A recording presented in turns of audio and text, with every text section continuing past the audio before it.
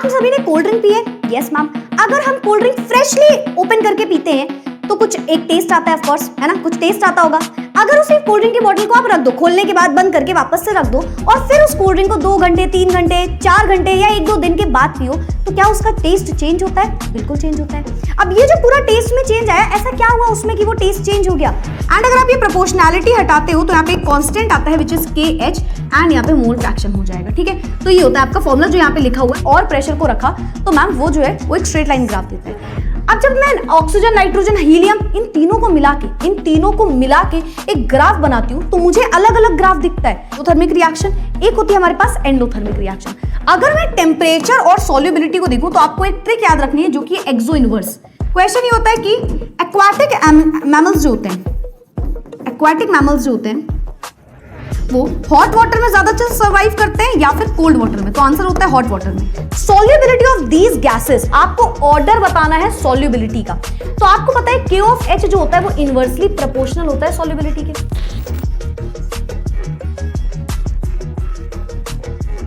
Hello everybody and welcome to the channel. My name is Tapur Omar, your chemistry educator, your Miss Exception, and मैं आ चुकी हूँ series के, हमारी जो series चल रही है जिसमें हम पढ़ रहे हैं one concept and many exams, उसमें मैं आ चुकी हूँ एक नए टॉपिक के साथ जिसमें हम पढ़ने वाले हैं हेनरीज लॉ के बारे में। ये एक काफी इंपॉर्टेंट टॉपिक है सॉल्यूशंस चैप्टर से, जो कि आपको कई साल, हर साल ऑलमोस्ट पूछे जाते हैं अलग अलग कॉम्पिटिशन एग्जाम में भी, और साथ ही साथ ऑफकोर्स ये आपके बोर्ड्स पॉइंट ऑफ व्यू से बड़ा ही इंपॉर्टेंट टॉपिक होता है। ठीक है, तो आज हम इसको पूरी तरीके से खत्म करने वाले हैं। और इस सीरीज का एक चीज, एक पॉइंट होता है, यू कैन से इस सीरीज का एक रूल होता है जो कि होता है कि आपको जाने से पहले आखिरी क्वेश्चन जरूर करके जाना है। तो ये मत भूलना, पहले सेशन एंड नहीं होना चाहिए भाई, आखिरी क्वेश्चन जब तक नहीं हो जाएगा किसी भी बच्चे को वीडियो को एंड नहीं करना है। ठीक है, let's get started with the amazing session of our topic Henry's law. तो पहले समझते हैं ये हेनरीज लॉ होता क्या है।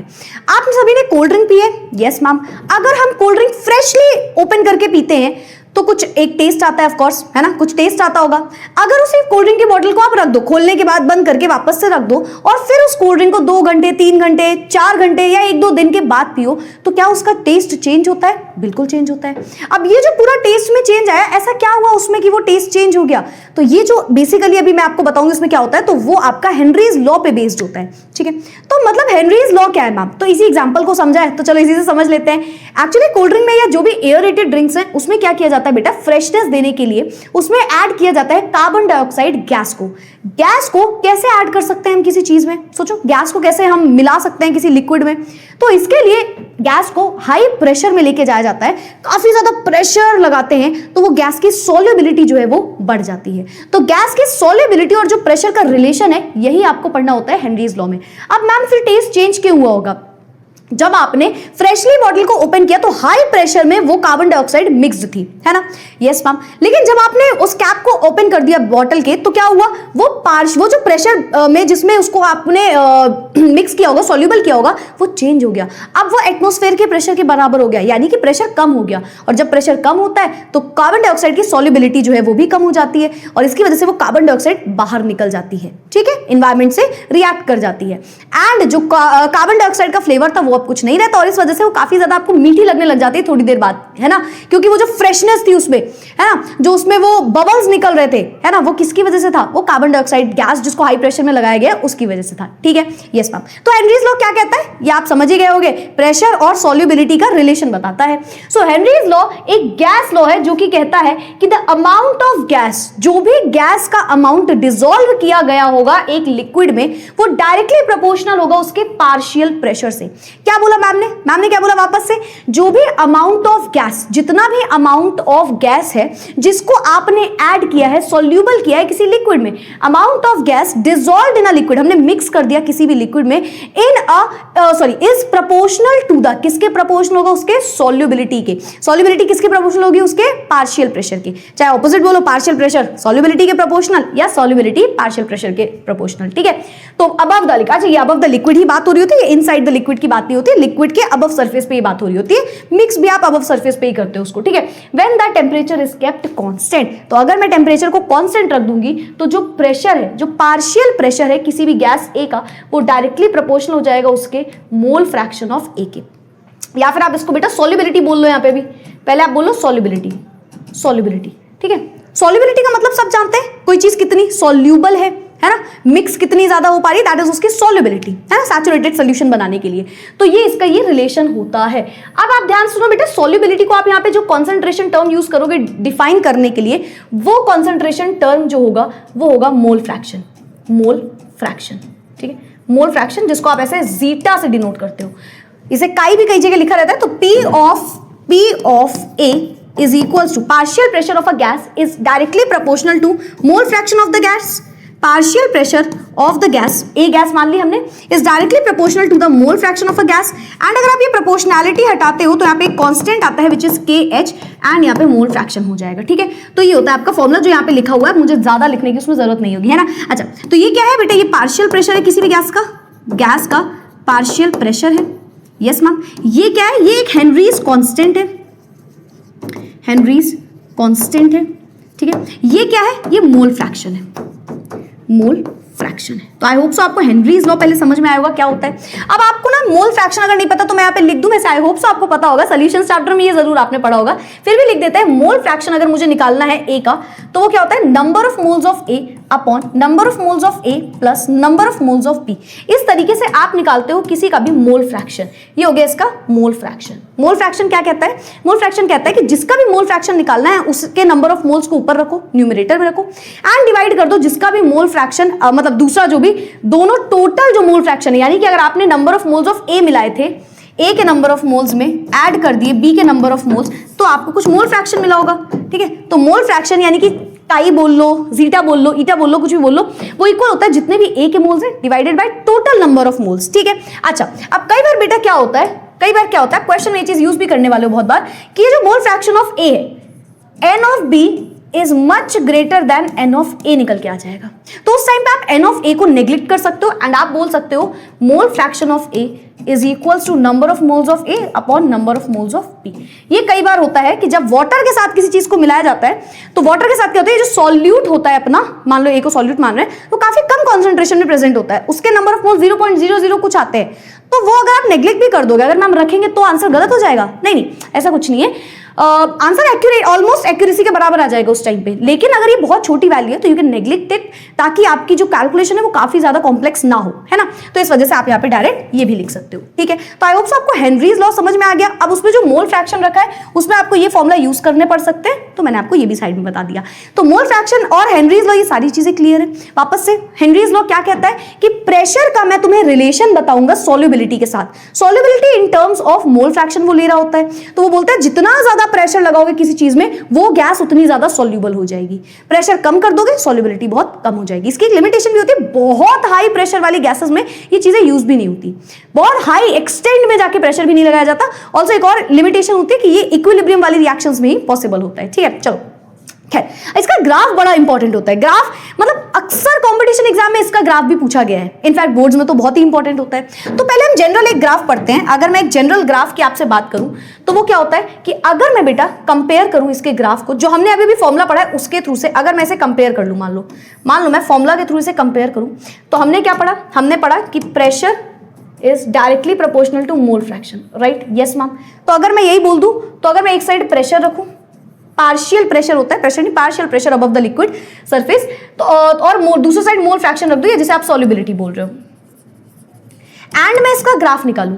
अगर मैं इसका ग्राफ निकालूंगी तो आपको पता है दोनों आपस में डायरेक्टली प्रोपोर्शनल है, यानी कि इसका जो ग्राफ बनेगा वो एक स्ट्रेट लाइन ग्राफ निकल के आता है, ठीक है। एंड कई बार इसका स्लोप पूछ लिया जाता है, तो अगर इसका आपसे कोई स्लोप पूछेगा, स्लोप क्या होता है बेटा, y equals to mx plus c, है ना। तो इसका स्लोप पूछोगे तो जो x की वैल्यू, सॉरी जो m आता है वो आपका स्लोप होता है ना, तो अगर आप इक्वेशन में पुट करोगे तो वो हेनरीज कांस्टेंट के बराबर आ रहा होता है, ठीक है। एक तो ये ग्राफ होता है। इस ग्राफ से तो ठीक है, चलो ये तो समझ गए मैम, डायरेक्टली प्रोपोर्शनल है तो स्ट्रेट लाइन ग्राफ बन गया।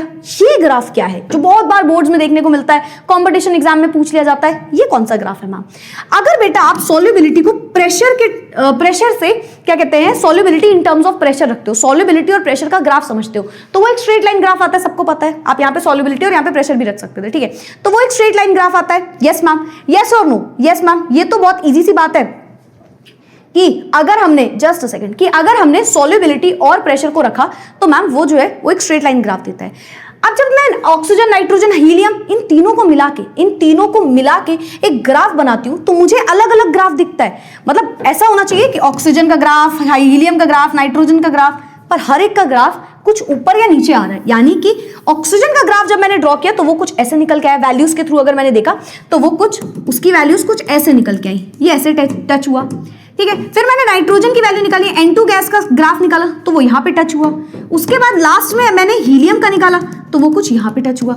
अब ये वैल्यूज में चेंजेस क्यों आए, ये वैल्यूज में वेरिएशंस क्यों आए, ऐसा कैसे हो गया? तो आपको मैं बता दूं कि बेटा जो ऑक्सीजन गैस है उसके अगर आप K ऑफ H की बात करते हो वो नियरली, पूरा तो नहीं लिख रही हूं एग्जैक्ट, नियरली 34 के आसपास होती है, 34 के आसपास होती है उसकी K ऑफ H की वैल्यू, है ना। पास्कल्स के टर्म्स में ले सकते हो K ऑफ H, है ना, ATM के टर्म्स में ले सकते हो सेस। तो अराउंड 34 के आसपास आती है। उसी की जगह बेटा जब मैं नाइट्रोजन का K ऑफ H निकालती हूँ, नाइट्रोजन को K ऑफ H, तो वो नियरली इक्वल आता है 76 के, है ना, 76 पॉइंट समथिंग 84 समथिंग आ रहा होता है, ठीक है। अगर मैं हीलियम का निकालती हूँ तो ये आ रहा होता है हीलियम का K ऑफ H, ये नियरली इक्वल आ रहा होता है 144 के आसपास। अब अगर आप देखो तो K ऑफ H की वैल्यू जिसकी सबसे मैक्सिमम है उसका ग्राफ सबसे नीचे बना है ना। ये मैक्सिमम थी K ऑफ H, इसका मैक्सिमम था, K ऑफ H मैक्सिमम आया है। और अगर मैं बोलूं जिसका K ऑफ H आप देखो सबसे मिनिमम आया है, इसका K ऑफ H जो है वो मिनिमम आया है ना। यस मैम, इसका जो K ऑफ H की वैल्यू आई है वो मिनिमम आई है, तो इसका ग्राफ हमने ऊपर बनाया है। ऐसा क्यों? तो अब समझना। अब आप समझो रिलेशन, किसका रिलेशन? किसी और का इसका, ठीक है ना, तुम्हारा ना मेरा। किसका रिलेशन फिर मैम? K ऑफ H का रिलेशन विद सॉल्युबिलिटी।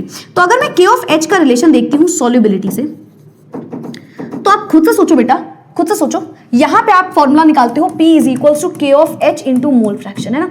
अब मैं, ये सॉल्युबिलिटी होती है, मोल फ्रैक्शन जो है वो सॉल्युबिलिटी के टर्म्स में हम बोल रहे हैं, है ना। ये K of H Henrys constant है। इन दोनों का रिलेशन आपको कैसा लग रहा है बताओ? अगर मैं यहां पे ले जाऊं तो K of H is inversely proportional to the solubility, है ना, सॉल्युबिलिटी। ये तो आपस में इनवर्सली प्रोपोर्शनल आ जाएंगे, सॉल्युबिलिटी ये तो आपस में इनवर्सली प्रोपोर्शनल के आसपास आ रहे हैं। यस और नो? यस मैम, ये 74 के अराउंड आता है, ठीक है, 74 नियरली 74 के अराउंड, 74.68 समथिंग आ रहा होता है, ठीक है। तो 76.48 के अराउंड आ रहा होता है, सही था, ठीक है, 76.48, ठीक है। हाँ, तो अगर मैं यहाँ पे देखूं तो ये तो आपस में मैम इनवर्सली प्रोपोर्शनल है, ये तो आपस में मैम इनवर्सली प्रोपोर्शनल है। यानी कि जैसे जैसे K ऑफ H की वैल्यू बढ़ेगी उसकी जो सॉल्युबिलिटी है वो कम हो जाएगी। K ऑफ H जितना ज्यादा सॉल्युबिलिटी उतनी कम। इसका टेम्परेचर के साथ भी आप रिलेशन देख सकते हो। K of H is directly proportional to temperature, temperature के साथ साथ ये बढ़ता है। खैर मैं टेम्परेचर से भी आपको एक और रिलेशन बताऊंगी जो ज्यादा इंपॉर्टेंट है। फिलहाल सॉल्युबिलिटी, अच्छा मैम प्रेशर से पूछा गया था रिलेशन, लेकिन वैल्यू बेटा आपको प्रेशर की नहीं गिवन थी, आपको वैल्यू K ऑफ H की गिवन थी। तो आपको पता है pressure is directly proportional to K of H, yes और नो? खुद से सोचो यार, प्रेशर K ऑफ H के प्रोपोर्शनल है, प्रेशर सॉल्युबिलिटी के भी प्रोपोर्शनल है, यस और नो? Yes ma'am. लेकिन अगर K ऑफ H और सॉल्युबिलिटी की बात करें तो वो इनवर्सली प्रोपोर्शनल है, यस मैम। तो प्रेशर की जगह अगर मैं K ऑफ H की वैल्यू भी गिवन है तो मुझे पता है K ऑफ H और प्रेशर तो डायरेक्टली प्रोपोर्शनल है ना। तो K ऑफ H की सॉल्युबिलिटी से रिलेशन अगर मुझे पूछा जाए तो मुझे पता है K ऑफ H बढ़ाने पे सॉल्युबिलिटी घटती है या K ऑफ H कम करने पे सॉल्युबिलिटी ज्यादा होती है ना। तो जो भी ये रिलेशन है होप सो आपको समझ में आया होगा।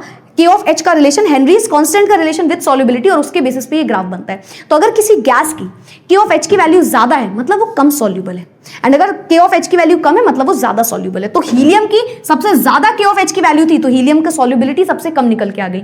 उसी की जगह नाइट्रोजन की सबसे कम थी K ऑफ H की वैल्यू तो उसकी सॉल्युबिलिटी ज्यादा हो गई, सॉरी ऑक्सीजन की, फिर उसके बाद नाइट्रोजन एंड फिर हीलियम। तो आई होप सो आपको ये ग्राफ बड़े अच्छे समझ में आया होगा। अब एक क्वेश्चन आता है, जैसे आपने ये रिलेशन पढ़ा ना वैसे एक क्वेश्चन आता है सॉल्युबिलिटी और प्रेशर के साथ साथ का, ठीक है। अच्छा, तो दो टेम्परेचर के साथ, सॉरी, तो दो टाइप की रिएक्शन होती है बेटा। एक होती है आपकी एक्सोथर्मिक रिएक्शन और एक होती है आपकी एंडोथर्मिक रिएक्शन।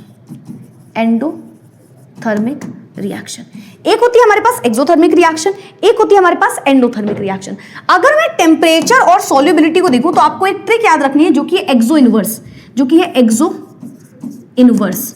एक ट्रिक याद रखिए, एक्सो इनवर्स। ट्रिक क्या है? एक्सो इनवर्स। यानी कि बेटा अगर एक्सोथर्मिक रिएक्शन है, अगर कोई रिएक्शन एक्सोथर्मिक है तो जो उसका टेम्परेचर होगा वो इनवर्सली प्रोपोर्शनल होगा सॉल्युबिलिटी के।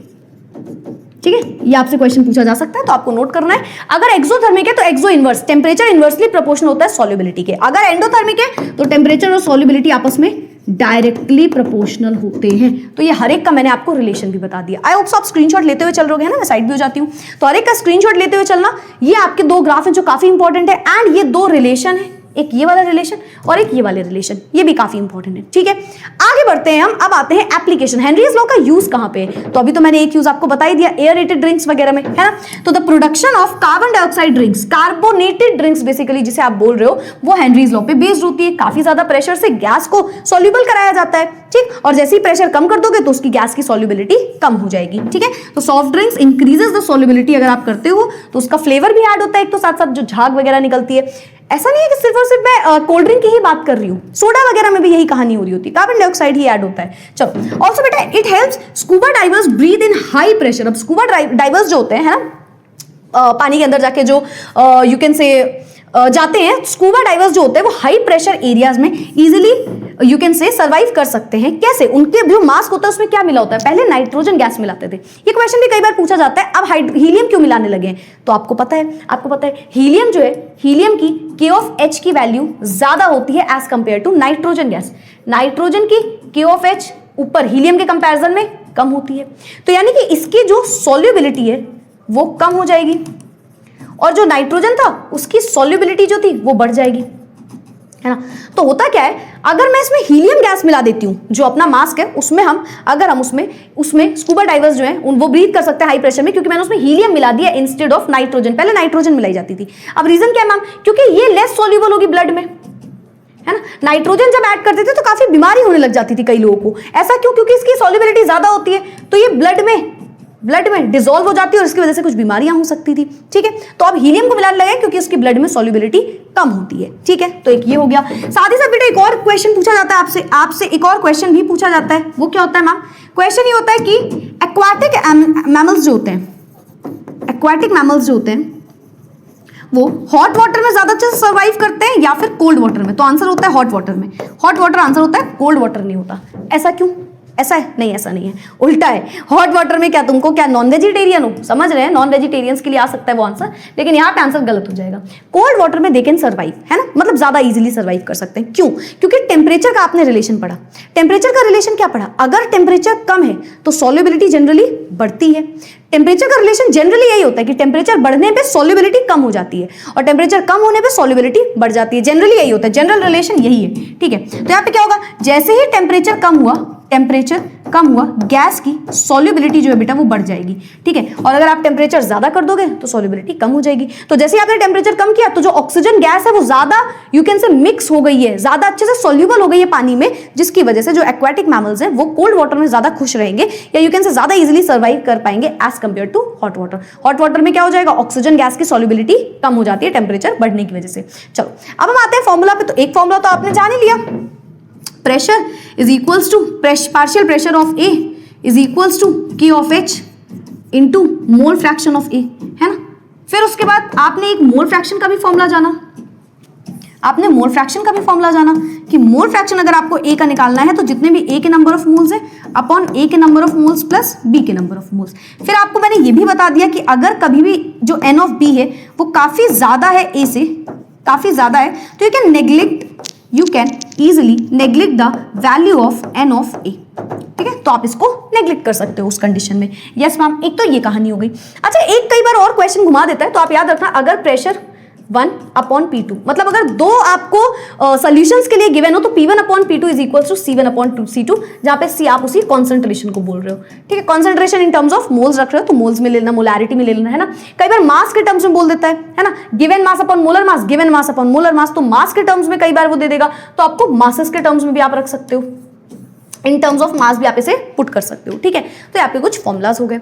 आगे बढ़ते हैं, एक बेसिक क्वेश्चन करते हैं पहले। Calculate the mass of carbon dioxide if 500 gram of water is dissolved under this pascal, given K(H) की वैल्यू है हमें। अच्छा, तो सबसे पहले मैम कहती है आपको जो गिवन है वो लिख दो। अभी मैं यहाँ पे देखूं तो मुझे तो कुछ मास दिख रहा है, मास ऑफ CO2 जो कि गिवन है 500 ग्राम। यस मैम, फिर मुझे दिखा कि यहाँ पे प्रेशर कुछ गिवन है, प्रेशर, है ना। प्रेशर की अगर मैं बात करूं तो कितना दिख रहा है? 2.5 इंटू 2.525 इंटू 10 की पावर 5 पास्कल, है ना? Yes ma'am. उसके बाद मुझे के ऑफ एच की वैल्यू दिखी, के ऑफ एच की वैल्यू है 1.67 इंटू 10 की पावर 8 पास्कल, है ना? बोला था प्रेशर हो चाहे के ऑफ एच हो, वैल्यू से उसकी यूनिट सेम होती है। मोल फ्रैक्शन की कोई यूनिट नहीं होती, यूनिटलेस होता है ratio of two similar quantities की वजह से। तो यहाँ पे मुझे निकालना क्या है, P of A is equals to K of H mole fraction. अच्छा, ए की जगह आप कार्बन डाइऑक्साइड आ गया, तो पी ऑफ कार्बन डाइऑक्साइड के of H mole fraction of carbon dioxide.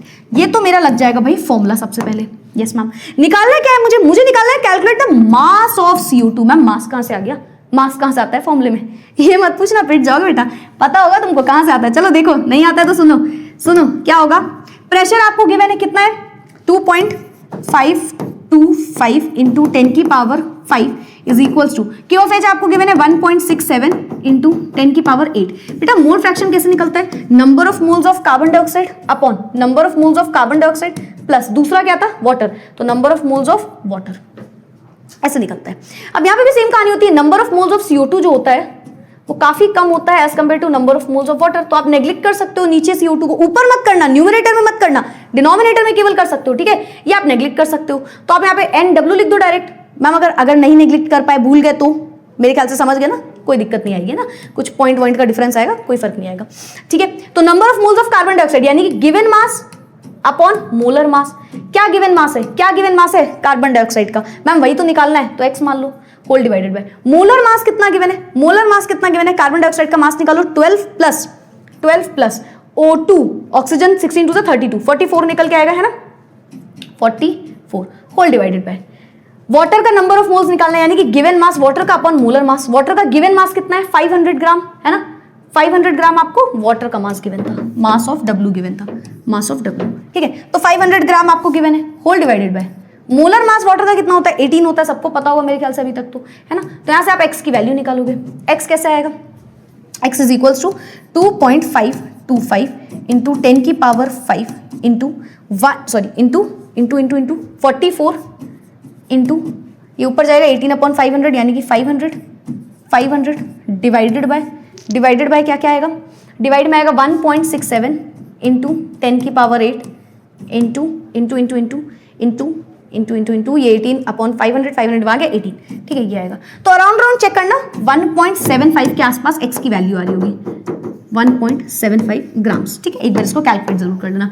I hope so कोई कैलकुलेशन मिस्टेक ना की हूं मैंने जल्दी में, ठीक है? चेक जरूर कर लेना, ठीक है? तो मोल फ्रैक्शन रखा। अच्छा, सीख गए कैसे निकाला, number of moles of carbon dioxide upon जो भी number of moles of water के plus number of moles of carbon dioxide कर सकते थे, पॉइंट का डिफरेंस आता, ठीक है?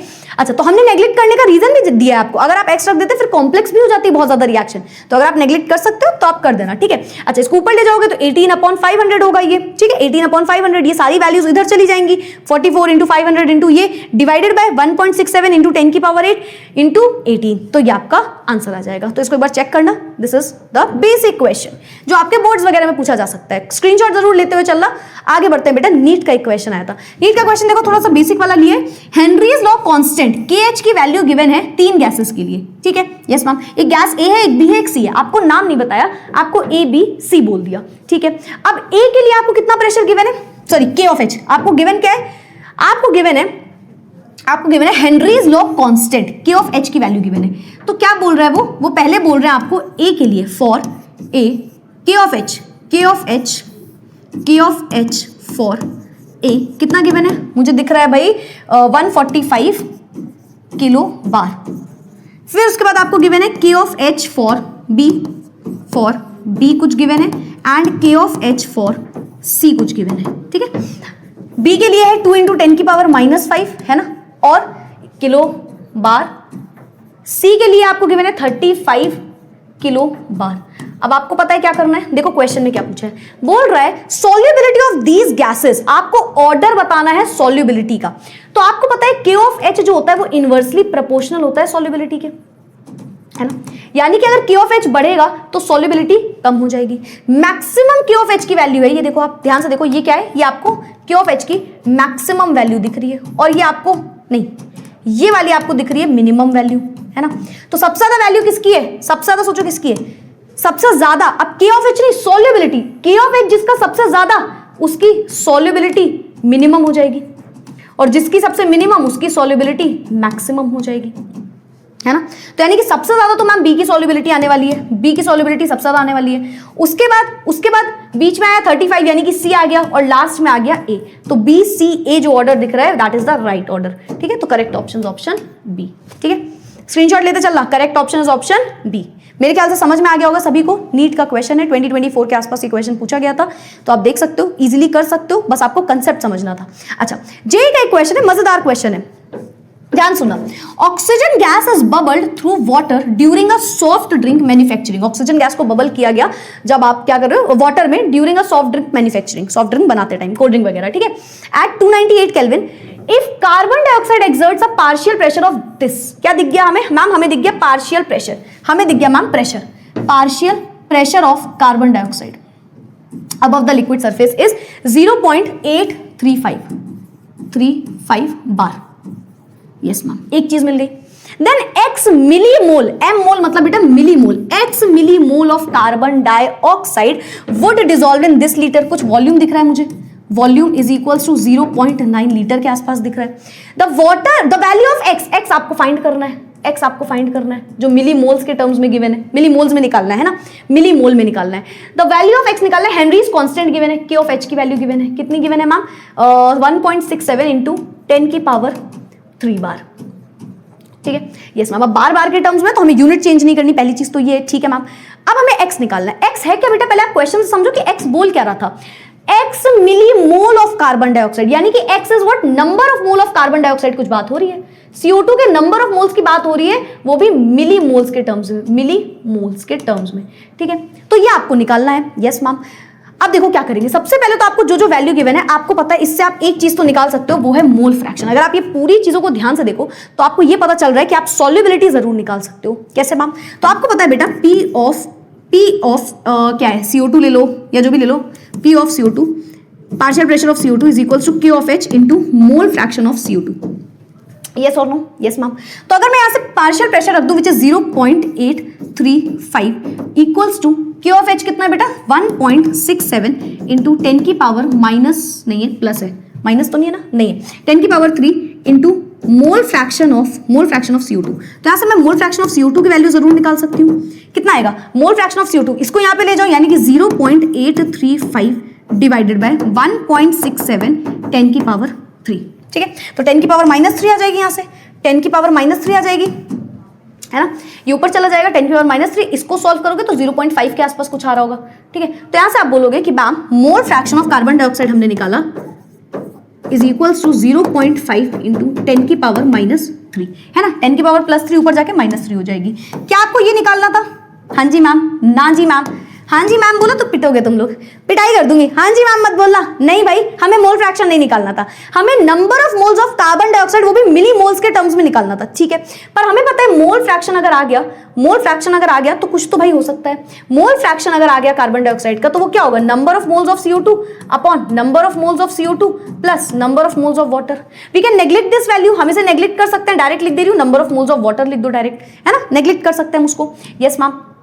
अच्छा, तो यहां से क्या आएगा बेटा? यहां से देखो मोल फ्रैक्शन की वैल्यू आ गई आपकी 0.5 इंटू 10 की power -3 is equals to number of moles of CO2 आपको निकालना है divided by number of moles of water. बेटा नंबर ऑफ मोल्स का फॉर्मूला क्या होता है? Given mass upon molar mass. Water का गिवन मास दिख रहा है क्या? नो मैम, नहीं गिवन, कुछ गिवन ही नहीं है। मोलर मास तो 18 होता है मैम, मोलर मास अगर मैं वाटर की बात करूं तो वो 18 आता है ना, 18 ग्राम पर मोल। ठीक है, लेकिन मैम इसका गिवन मास तो है ही नहीं, आप कैसे निकालेंगे? लेकिन आपको बेटा कुछ लीटर के टर्म में वॉल्यूम गिवन था। आप सुनना, 0.9 लीटर का मतलब होता है बेटा, ये है 0.9 लीटर का मतलब है 900 ml, 900 ml, लीटर को ml में कन्वर्ट करो, एंड अगर इसको मास के टर्म्स में देखोगे तो ये हो जाएगा 900 ग्राम।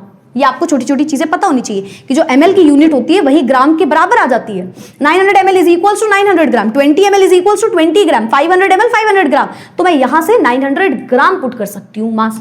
ठीक है, तो ये आ गया 900।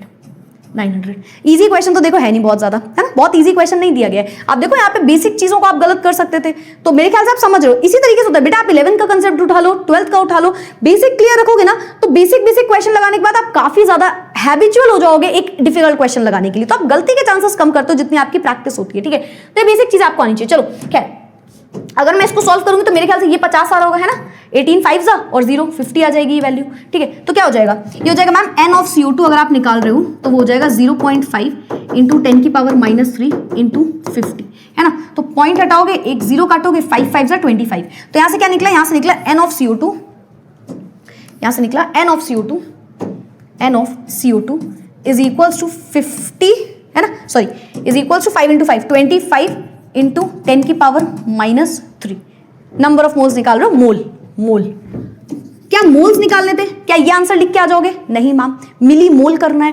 तो इन मिली मोल्स अगर आप करोगे तो आप क्या बोलोगे बेटा, आप बोलोगे मैम कि जो 25 इंटू 10 की पावर -3 है, मिली मोल को अगर आपको मोल्स को कन्वर्ट करना है मिली मोल्स में, तो आप क्या करोगे, 10 की पावर 3 से मल्टीप्लाई करोगे।